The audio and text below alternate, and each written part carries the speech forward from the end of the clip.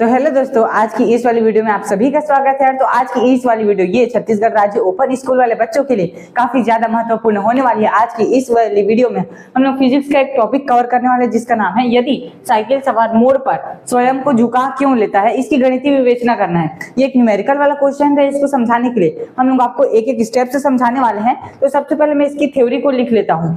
तो सबसे पहले साइकिल सवार मोड़ से गुजरता है तो वो मोड़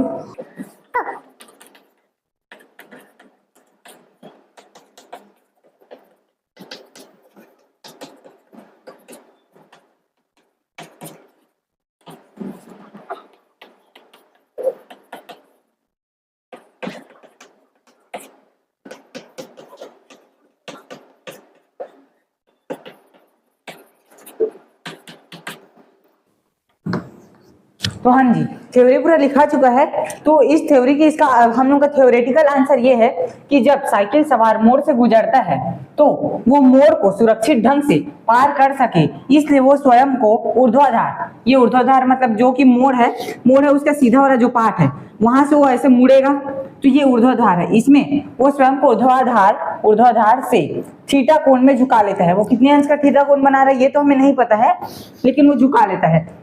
तो अब आइए इसकी गणितीय विवेचना करते हैं। आइए तो आप सबसे पहले इसका हम लोग डायग्राम बना देते हैं। आप लोग स्क्रीनशॉट को ये स्क्रीनशॉट खींच लीजिए या फिर वीडियो को पॉज करके आप लोग मतलब ये नोट कर लीजिए एंड देन फिर इसके बाद हम लोग डायग्राम आपको बताते हैं। तो चलिए यार स्क्रीनशॉट खींच लीजिए। तो चलिए यार, ड्राइंग तो हमारा सब कुछ रेडी है एंड देन यार आप लोग ड्राइंग में ज्यादा ध्यान मत देना, मैं जो कुछ समझाने की कोशिश कर रहा हूँ उस पर ध्यान देना। तो सबसे पहले हमारा साइकिल सवार वाला व्यक्ति है और ये जब मोड़ से जब झुकता है, मतलब जो मोड़ को क्रॉस करने के लिए जब ये झुकता है तो थीटा डिग्री का कोण बनाता है, ठीक है। और यहाँ पर एक एफ मतलब एक फोर्स लग रहा है, वो फोर्स का नाम हमें नहीं पता, अभी केंद्र बल मान लेते हैं उसको हम लोग। तो अभी केंद्र बल यहाँ पर लग रहा है एफ। और देखो ये हम लोग इसकी गणितीय विवेचना अच्छे से कर सके इस कारण से हमें यहाँ पर नाम दे दिया है आर कॉस थीटा और आर साइन थीटा, ठीक है। तो R sine theta M V square upon R है और R cos theta equal to M G, मतलब ये जो व्यक्ति है इसका जो भार है पूरा भार वो नीचे की ओर लग रहा है, इस कारण से एम जी, ठीक है। ये एम द्रव्यमान को हम लोगों को दर्शाता है। तो हाँ यार, मेरा एक चीज और समझाना आप लोगों को बाकी रह गया था।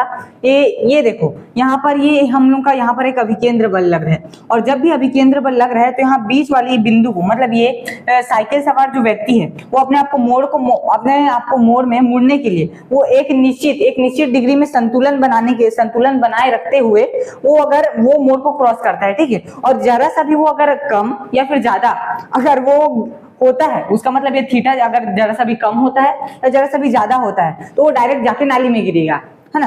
तो देखो यहाँ पर अभिकेंद्र बल लग रहा है, ऊर्ध्वाधर से डायरेक्ट अभिकेंद्र बल लग रहा है और इसको संतुलित करने के लिए ये दो घटक हमें प्राप्त होते हैं और अभिकेंद्र बल के कारण ही ये दो घटक प्राप्त हुए हम लोगों को, R cos theta R sine theta. जो आर साइन थीटा है अभिकेंद्र बल का ही पार्ट है और ये क्या है क्षैतिज दिशा में लगता है। यहां से लेके इस साइड वाले को हम लोग बोलते हैं क्षैतिज दिशा और यहां से लेके इस साइड वाले को हम लोग बोलते हैं ऊर्ध्वाधर दिशा, ठीक है। तो आर साइन थीटा अपना क्षैतिज दिशा में एक बल लग रहा है जिसको M V square upon R बोलते हैं और आर कॉस थीटा एक ऊर्ध्वाधर बल लग रहा है, मतलब ये व्यक्ति है इसका जो जितना भी बल है जितना भी भार है वो नीचे धरती पर ही लगेगा ना, आसमान में अंतरिक्ष में तो लगेगा नहीं। तो यहाँ पर ये एम जी है, ये इसका मतलब भार है, पूरा भार, गुरुत्वाकर्षण पर भार, है ना। तो इससे हमें दो घटक प्राप्त होते हैं। माना साइकिल सवार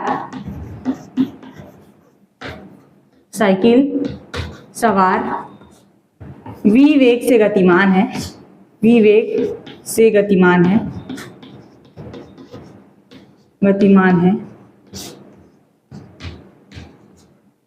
r त्रिज्या वाली सड़क से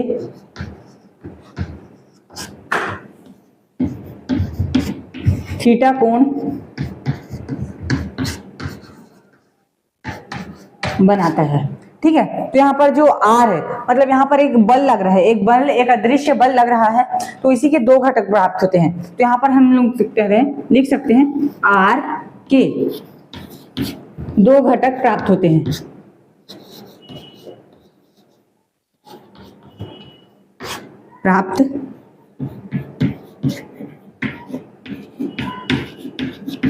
आर के 2 घटक प्राप्त होते हैं और यहाँ पर आर साइन थीटा, यहाँ पर लिख सकते हैं आर साइन थीटा,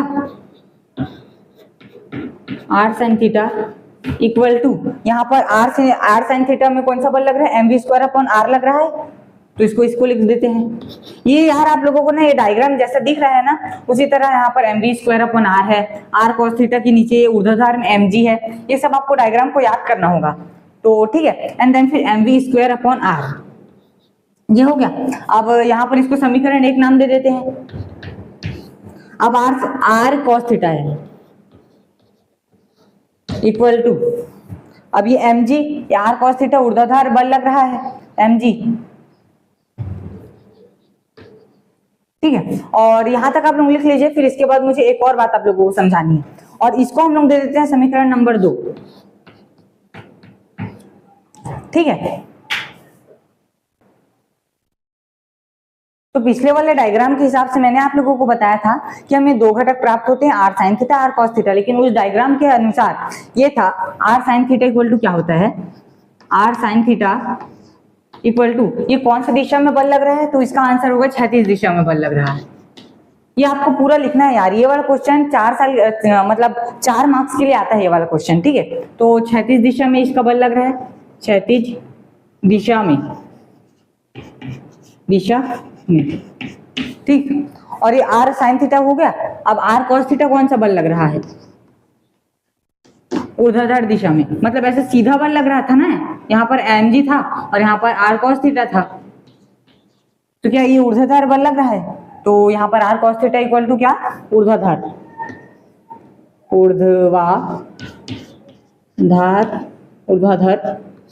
दिशा में। अब हम लोग यहाँ गणितीय विवेचना करने के लिए हम लोग यहाँ पर लिख सकते हैं समीकरण 1 व 2 को भाग देने पर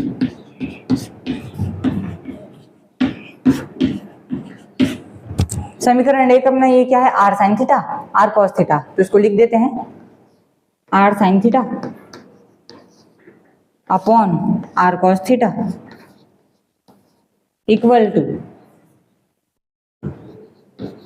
sorry, mv square upon R, और अपॉन ये यहाँ पर और आर कॉस थीटा क्या है, mg है अपना, ठीक।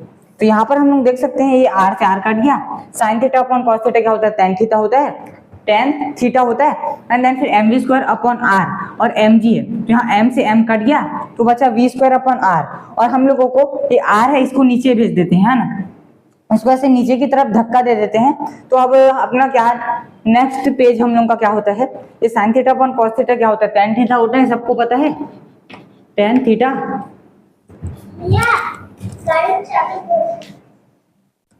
और tan theta equal to v square upon, ये r नीचे आ गया, ये r जो है वो नीचे आ गया, तो r g, ये हो गया। तो अब यहां तक आप लोग नोट कर लीजिए, देन इसके बाद में आपको कुछ थ्योरेटिकल पार्ट बचा हुआ है, ठीक है। हाँ,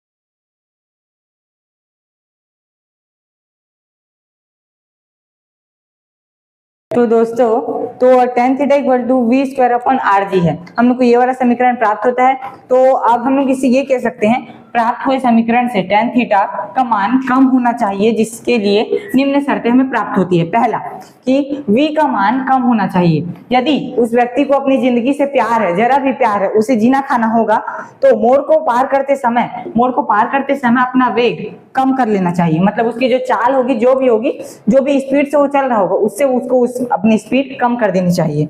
एंड देन आर का मान अधिक होना चाहिए। हम लोग जानते हैं त्रिज्या को हम लोग आर रेडियस से दर्शाते हैं, तो अर्थात रॉड की त्रिज्या कम होनी, मतलब अधिक होनी चाहिए।